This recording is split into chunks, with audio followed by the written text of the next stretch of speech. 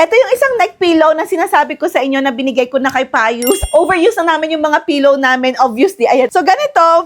Ito naman, multi-purpose naman itong neck pillow na to. So, ito, pwede mo siyang gawing neck pillow, ganyan, kapag ka matutulog ka. Kunwari, ito yung bus, ayan, ganyan, papakita ko sa inyo. Yan, lalapat siyang ganyan, dito sa ganyan ninyo, tapos, makakatulog ka talaga. Maganda to dalhin din sa mga office. Kung wala kayong mga sleeping quarters, tapos lagi kayong nakakatulog pag break time niyo or kung gusto niyo matulog sa break, ganyan, very malambot siya dito sa likod. May support na yung sa may neck nyo dito sa likod banda. Pati yung dito niya pa, may support din. Ayan, makakatulog ka ng ganyan. Or kahit nasa kabila mahulog yung ulo mo, meron pa rin magsusupport. Tapos, hindi lang yan. Kaya sinabi ko na maganda to dalhin sa office kasi dahil nga multi-purpose to, hindi lang siya pang neck pillow. Pwede rin to sa mga desk ninyo. So, ganyan, ilalagay mo lang siya. Tapos, susuksok nyo lang ganito yung kamay ninyo here. Ayan, Tapos, matutulog na kayo ng ganyan. Makakahinga kayo ng mabuti. Hindi na ipit yung ilong at saka bibig. Ganyan, tulog na tulog kayong ganyan. Hindi kayo mangangalay. Tapos pwede rin ganyan, pwede rin sa other side. So, super useful niya. Multi-purpose talaga niya. Kaya ito yung binigay ko kay Pius. Meron din tong pouch na kasama na darating sa inyo. Mas maliit pa dito actually. Hindi ko lang mahanap kung nasaan kaya ibang pouch yung ginamit namin. Kasi nga, very useful sa amin itong mga travel pillow kasi pagka bumabiyahe.